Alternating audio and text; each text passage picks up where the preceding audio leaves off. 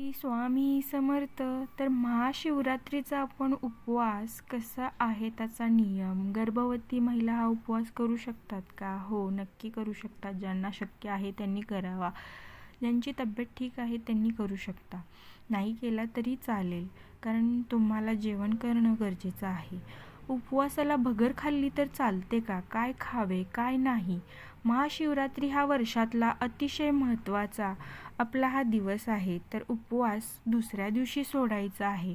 ज्यांचा सोमवार असेल त्यांनी सोमवार पकडून संध्याकाळी उपवास सोडायचा आहे.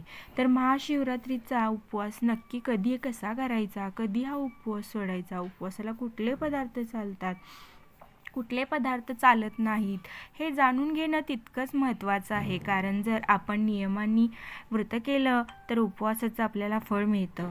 तर काय करायचं आहे, मनासारखं वागायचं आणि ते व्रत करायचं. याला काही अर्थ नाही. कुठली गोष्ट आपण देवाबद्दल काही करतो तर ती संपूर्ण माहिती घेऊन आपण करायचं, त्वरित त्याचं फळ मिळतं. म्हणतो ना, जेवढं आपण माझ्या दुःखात आहे ते दूर कर, मग सुखात रूपांतर कर, किंवा दुःख माझी सगळी जाऊ देत आणि सुख मला मिळू देत. हे महाशिवरात्रीचा उपवास जो आहे तो दुसऱ्या दिवशी आपल्याला सोडायचा असतो. 15 फेब्रुवारी रविवारी आहे महाशिवरात्र. अगदी पहाटेपासून सकाळपासूनच उपवास धरून संपूर्ण दिवसभर तो उपवास पाळायचा आहे आणि दुसऱ्या दिवशी आपल्याला हा उपवास सोडायचा आहे. सगळ्यात पहिले तुमच्या रुईच्या पानांवर रुईचं पान स्वच्छ धुवून घ्यायचं आहे. नाही मिळालं तर ताटलीत सुद्धा चालेल. तर अतिउत्तम रुईचं पान तुम्हाला त्यावर दही भाताचा नैवेद्य देवाला दाखवायचा आहे. 10 ते 15 मिनिटं तिथेच ठेवा. त्यानंतर त्या नैवेद्याचा एक घास खाऊन घरातल्या सगळ्यांनी हा उपवास सोडून मग तुम्हाला पुढचं जेवण करायचं आहे. ठीक आहे, आता हे झालं उपवास कधी सोडायचं हे तुम्हाला क्लिअर झालं असेल.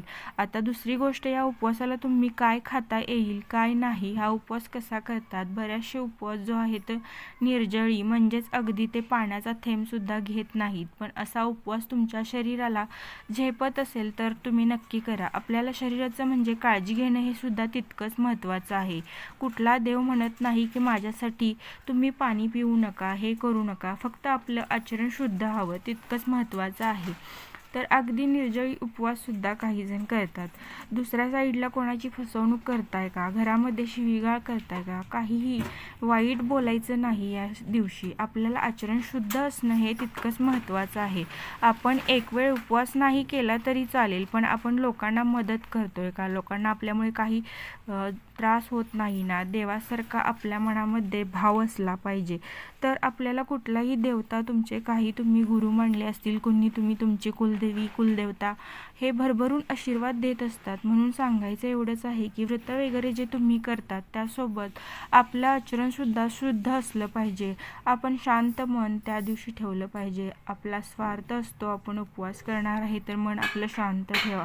निर्जळी उपवास करणार तुमच्यावर आहे की तुम्हाला शक्य असेल तर नक्की करा. दुसरी गोष्ट म्हणजे तुम्हाला दूध खाऊ शकता, फळांवर किंवा फलाहार उपवास करू शकता, केळी कलिंगड खाऊन उपवास करू शकता. त्यानंतर खजूर, राजगिरा असे बरेचसे उपवासाचे पदार्थ आहेत. पण उपवासामध्ये तुम्हाला महाशिवरात्रीच्या उपवासाला भगर चालत नाही, ही एक गोष्ट नक्की लक्षात ठेवा. तो एक भाताचा प्रकार मानला जातो, त्यामुळे त्याच्या मागे हे सायंटिफिक रिझन आहे, म्हणून तो उपवास लागू पडत नाही. भगर खाल्ली की त्या दिवशीचा उपवास जो आहे तो तुटला जातो, म्हणून तुम्हाला भगर खायची नाहीये, हे लक्षात ठेवा. यानंतर दुसरी गोष्ट म्हणजे तुम्ही खाऊन पिऊन उपवास करा. बघा, आता खाऊन पिऊन म्हणजे दिवसभर अगदी खायचंच आहे असं नाही. तुम्ही बटाटा खाऊ शकतात, कंदमुळे, बटाटा, रताळे तुम्ही खाऊ शकता. साबुदाण्याची खिचडी ही पचायला जड असते पण आपल्याकडे खाल्ली जाते, ही साबुदाणा खात असेल तर खाऊ शकता.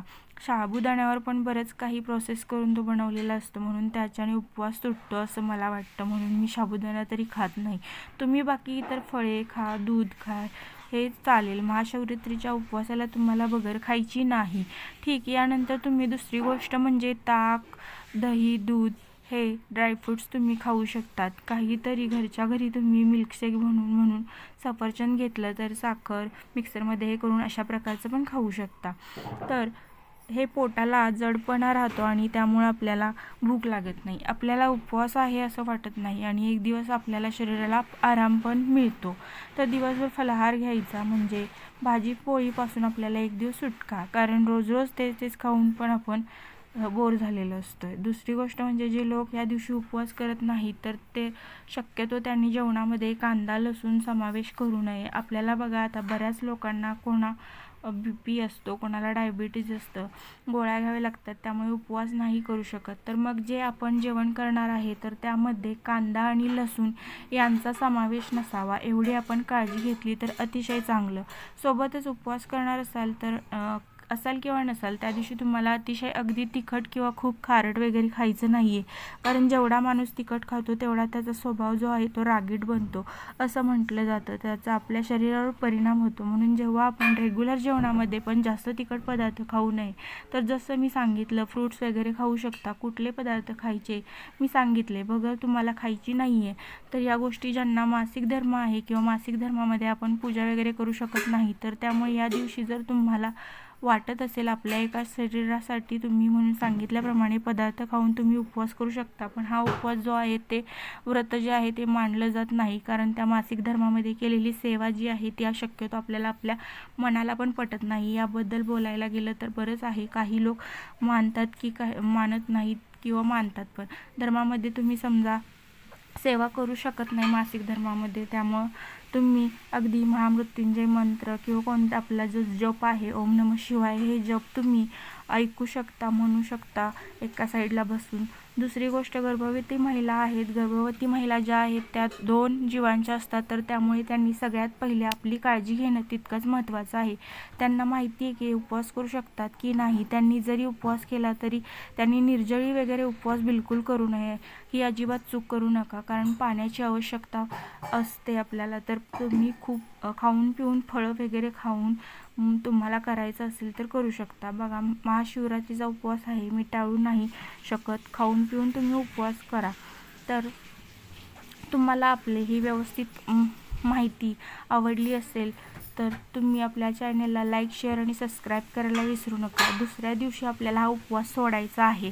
जेवणाच्या वेळेस दही भात खाल्लेत म्हणजे काही जण दही भात खातात, काही ठिकाणी हा दही भात खाऊन हा उपवास सोडला जातो, तर काहींच्या ठिकाणी फक्त भात वरण असं घेऊन हा उपवास सोडला जातो. तर तुमच्या इथे कोणत्या प्रकारे हा उपवास सोडला जातो हे कमेंट बॉक्समध्ये कमेंट नक्की करून सांगा. हा महाशिवरात्रीचा उपवास आपल्याला कसा करायचा, कधी सोडायचा, काय खायचं काय नाही, अत्यंत महत्त्वाची माहिती मी तुम्हाला पोहोचवण्याचा प्रयत्न केलेला आहे. तर व्हिडिओ आवडला असेल तर नक्की लाईक शेअर आणि सबस्क्राईब करायला आपल्या चॅनलला विसरू नका. श्री स्वामी समर्थ.